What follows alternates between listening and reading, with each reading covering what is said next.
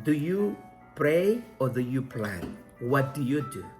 Do you spend much time planning and less time praying, or do you spend more time praying and less time planning? Some people will say you can do both, and you're right, you can do both. However, the reality is that we tend to lean into one or the other, sometimes without realizing it. Sometimes we pray a lot and we plan little, and sometimes we plan a lot and we pray little. Also, that's normal. We have two examples today. One is Nehemiah, the other one is Ezra. Nehemiah chapter 2 tells us about how Nehemiah was praying for 4 months, and he was called by the king to serve him wine. And when the king saw him, chapter 2 of Nehemiah, realized that Nehemiah was sad, so he asked, "What's going on with you?"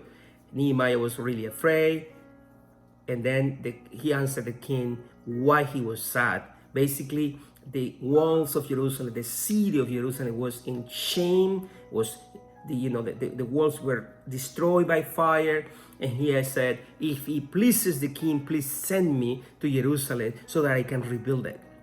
And the king asked him for a time and for what is it that you need, what is it that you want. And Nehemiah was able to tell the king everything he needed for the process of rebuilding the city of Jerusalem, especially the walls of Jerusalem. Then we also have Ezra chapter 8 of the book of Ezra, where Ezra was sent by the king. He didn't request that. He was sent actually by the king of Persia to rebuild the temple in Jerusalem. Ezra was a person of prayer too, and he had some planning, but he was a different kind of leader, and he didn't ask for the things that Nehemiah asked. When they went about their leadership, Nehemiah faced some challenges, some opposition, but he was able to get to Jerusalem, from Persia to Jerusalem, without no problem. He had an army, he has letters, he has everything he needed in order to get to Jerusalem and start rebuilding the walls.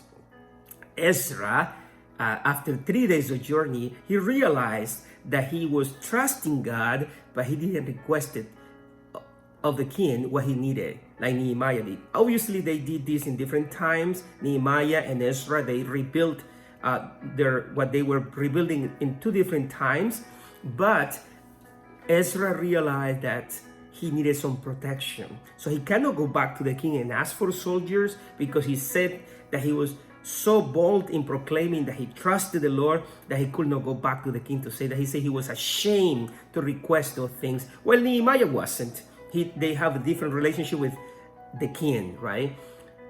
They have great relationship with God, but a different relationship with the king. And that happens too. Sometimes we have a great devotion to God, and our human relations are not at the same level, or at the level that they are supposed to be, to facilitate some possibilities for us. Planning and prayer is always important. Both of them can go together.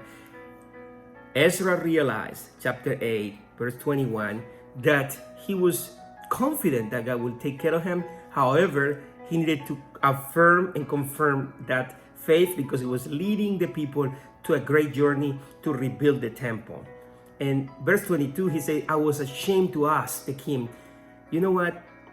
This is his true confession.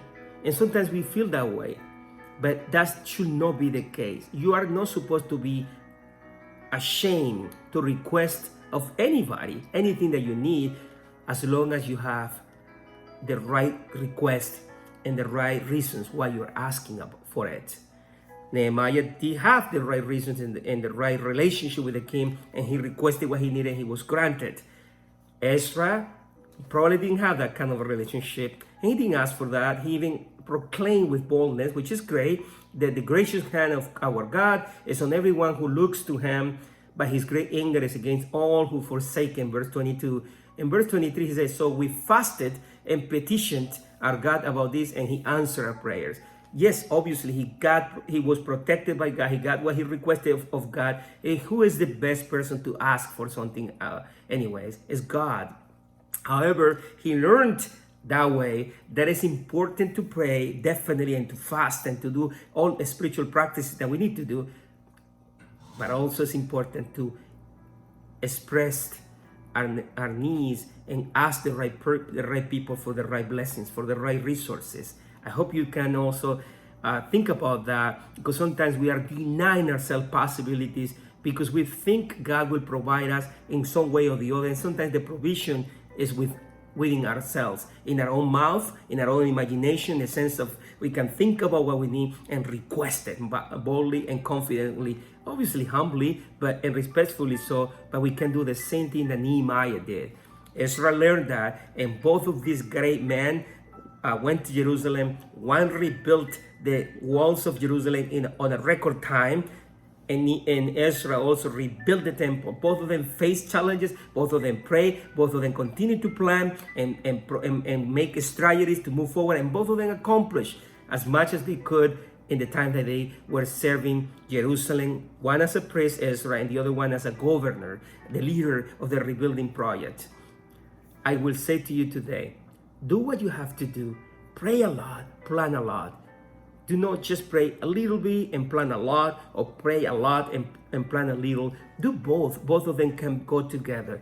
May the Lord bless you today. May the Lord inspire you to do what you are supposed to do in this season of your life, during this challenging time of the world, of the United States, wherever you live, And may the Lord affirm and confirm your leadership and your calling in prayer, in planning, and in projects that will give Him glory and will bless many people.